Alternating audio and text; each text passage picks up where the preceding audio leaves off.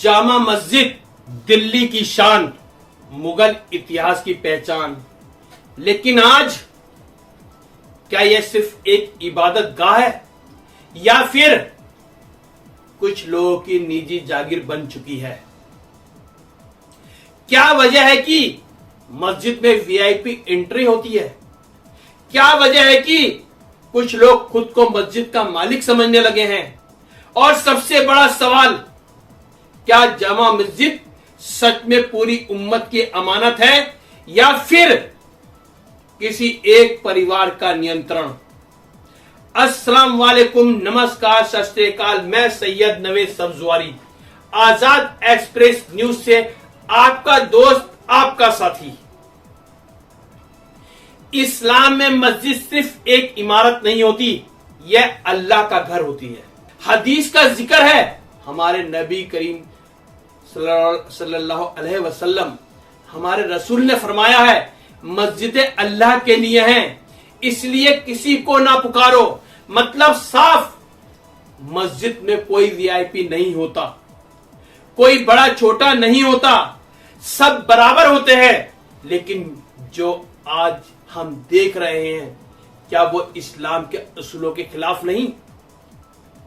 सोचिए, जामा मस्जिद का निर्माण शाहजहां बादशाह ने 1650 में शुरू करवाया था।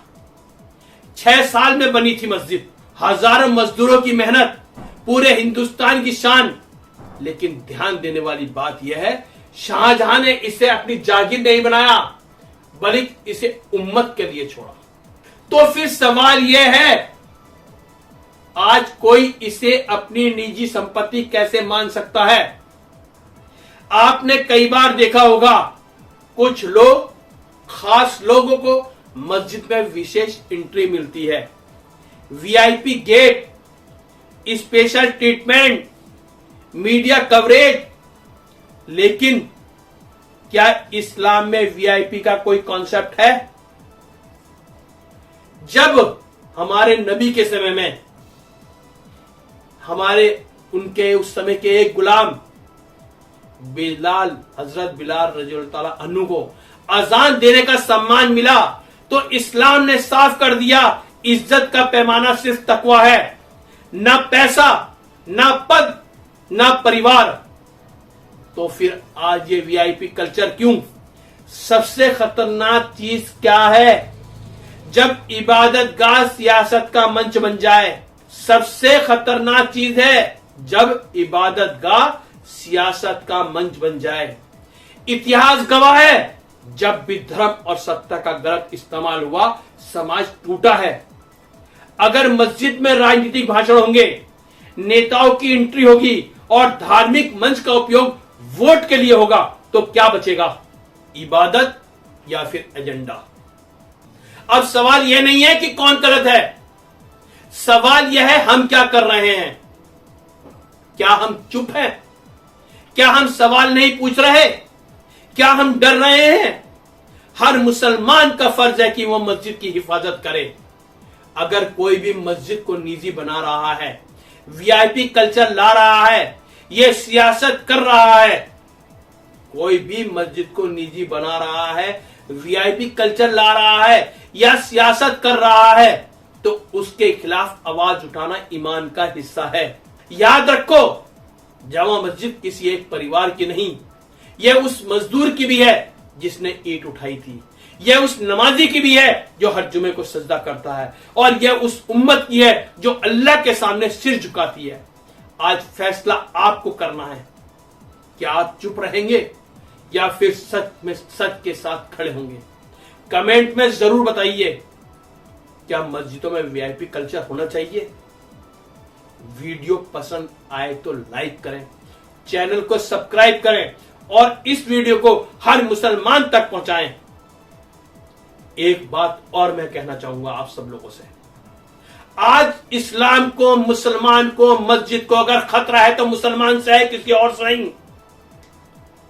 मैं कहना चाहूंगा अपने देश के गृह मंत्री, जिनका मैं बहुत आदर करता हूं, अमित शाह से, ये वीआईपी कल्चर दिल्ली में आपके नाक के तले हो रहा है। ये एक परिवार जिसने जामा मस्जिद को अपनी जागीर बना लिया है, इसके ऊपर कठोर से कठोर कार्रवाई होनी चाहिए। क्योंकि बादशाहों के समय में भी मस्जिद में मुसलमान सब बराबर हुए हैं। हम बीजेपी को बुरा कहते हैं, बीजेपी बुरी नहीं है। बीजेपी हमें सम्मान दे रही है। बीजेपी ने जितने भी कानून बनाए मुसलमानों के सम्मान के लिए बनाए। एक एक कानून पर रिपोर्ट बनाऊंगा मैं, और आप खुद सोचना कि यह हमारे सम्मान के लिए बात है या असम्मान की बात है। सिर्फ हम मुसलमान हैं, मुसलमान हमें भगवान, हमारे अंदर एक डर, एक खौफ पैदा कर रहे हैं, जबकि बीजेपी ने एक डर खौफ पैदा नहीं करा।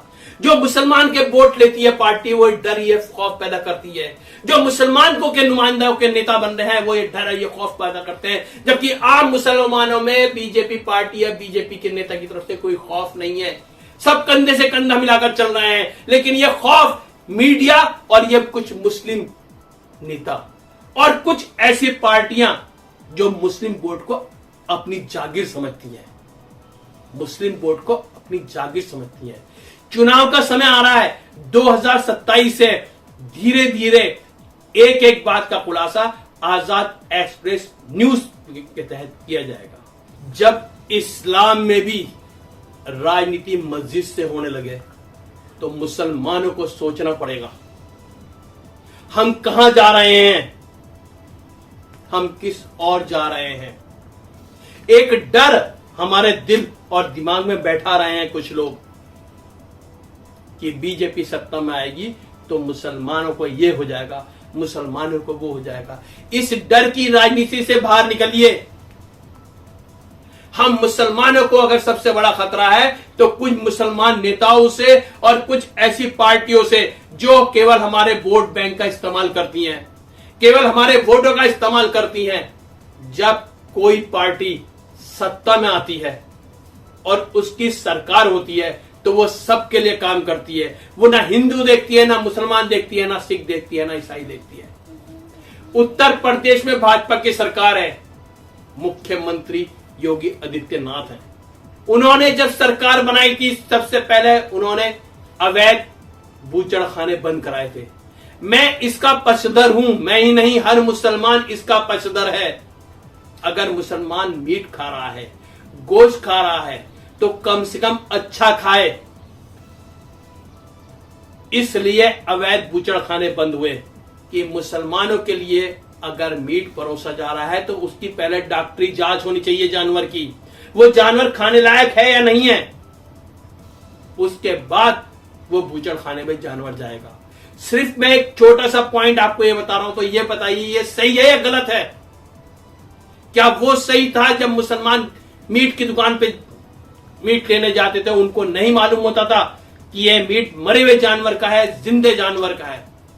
जबकि मुसलमान में मरे हुए जानवर का मीट खाना हराम है, लेकिन कुछ लोग पैसे के लालच में गलत तरीके से भी मीट को हमारे सामने परोसते थे। सरकार ने अवैध बूचड़खाने बंद कराए हैं, तो ये एक अच्छा सिला है।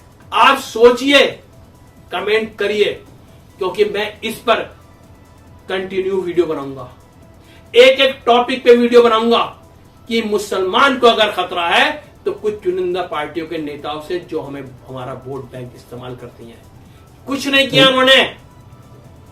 मुसलमान को अगर खतरा है तो खुद मुसलमानों से, जो आपको 20 करोड़ मुसलमानों को अपनी जागीर समझते हैं और दिल्ली की शाह मस्जिद में बैठ के पैगाम निकाल देते हैं कि जो उन्होंने कह दिया वो 20 करोड़ मुसलमानों ने मान लिया। मैं इस बात का खुलासा करूंगा अपनी आने वाली वीडियो में। मैं आपका दोस्त, आपका साथी। जय हिंद।